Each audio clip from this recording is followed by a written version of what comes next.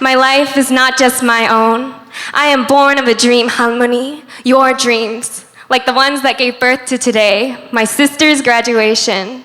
Zoe was so excited to finally graduate and become a nurse just like you. It would have been wonderful to have you here, to pin Zoe and acknowledge the legacy of healing power from one generation to another. But we understand that you had to stay home to prepare meals for 할아버지 every day, while still rising before the sun to breathe life into us, your children and grandchildren, the embodiment of your dreams. I have to admit, part of me is relieved that you didn't come, because our lives in person don't always resemble your dreams for us as much as the pictures we paint for you over the phone do. I always have mixed feelings when I call you, because the expectations to embody your dreams as the firstborn of a firstborn of a firstborn are frankly 3 generations too high. And the reality of being mixed, Korean, Okinawan, Chinese, did not exactly set me up to meet those expectations. Halmoni, what I'm trying to say is, I'm sorry that I broke your heart. My mom told me she talked with you on the phone about my head-gigi tattoo. She told me that it is disturbing you, that you can't sleep because it disturbs your dreams, that you haven't even told 할아버지 yet because who knows what he will say. I don't think I'll ever completely understand why this is so upsetting to you.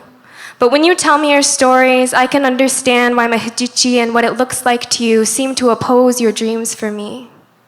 When you tell me stories about fleeing from North to South Korea, across the 38th parallel, packing everything you can carry, losing family members to war, working to survive in a country where you have somehow become a foreigner, I am grateful for the efforts that you took to make us safe.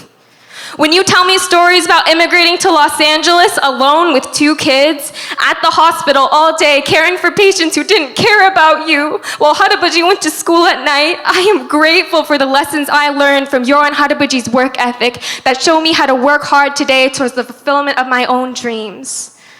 When you tell me stories about the efforts that you took to get my mom to college, you and 할아버지 leaving your hard-earned careers when you realized you wouldn't earn enough because they would never promote Korean immigrants. Buying a villas, your liquor store in Van Nuys instead of living your dreams. Selling sandwiches, liquor, cashing checks, befriending gangs, and carrying a gun. I am grateful that you taught me we must always do everything we can for the well-being of our family. I don't think I can ever express to you how grateful I am that you gave your whole life for us. But can I be grateful if I don't meet your dreams and expectations for me? Please hear me when I say it kills me that a marking I chose to receive to honor our family breaks your heart. I honestly can't say that I regret my decision though, because I really thought this through. I chose to receive my head-gigi because it is the same tattoo that my grandma's grandma on my Okinawan side embodied 200 years after Japan banned Okinawan women from the tattoo practice. My Hawaii grandma says that on the sugarcane plantations where she immigrated, she was the only one with the tattoo. Japanese folks, Filipino folks, other Okinawan folks, even our own family looked down on her and felt shame for her. But my Hawaii grandma can't seem to shake the memory that her grandmother was proud.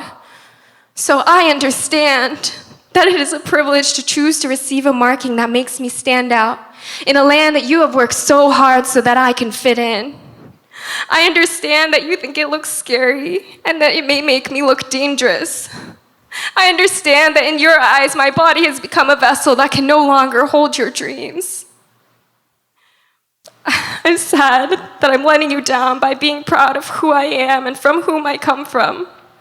I now see that as a multi-ethnic Asian woman, a child of many different immigrants, it is inevitable that being all of myself means embracing the complexity of honoring a multiplicity of cultures and dreams. It means holding the beauty and strength of my body, as well as the responsibility for hurting you. It means that I have to hold the seemingly contradictory consequences of being who I am. The way that I see it, choosing to receive my head-gigi was not a way to prioritize one culture over another, or to choose to return to a culture that I have never known. It is how I honor you and all of the women in our family. It is to honor the ways that you worked hard, gave everything, and never complained, even when people silenced you and looked down on you. It is my embodied prayer, a prophecy to the Japanese Empire in this colonial state that we have settled in that says, look, you cannot twist the beauty that you have made to feel shame. You cannot twist the strength of a woman, the firstborn of a firstborn of a firstborn of generations of women who worked hard and yet were still made to feel weak. You cannot twist the dream of a grandmother by tricking her grandchildren to believe that they will only be happy if they can uphold the status quo. Halmoni, we may never see it the same, but I have always been born of your dreams.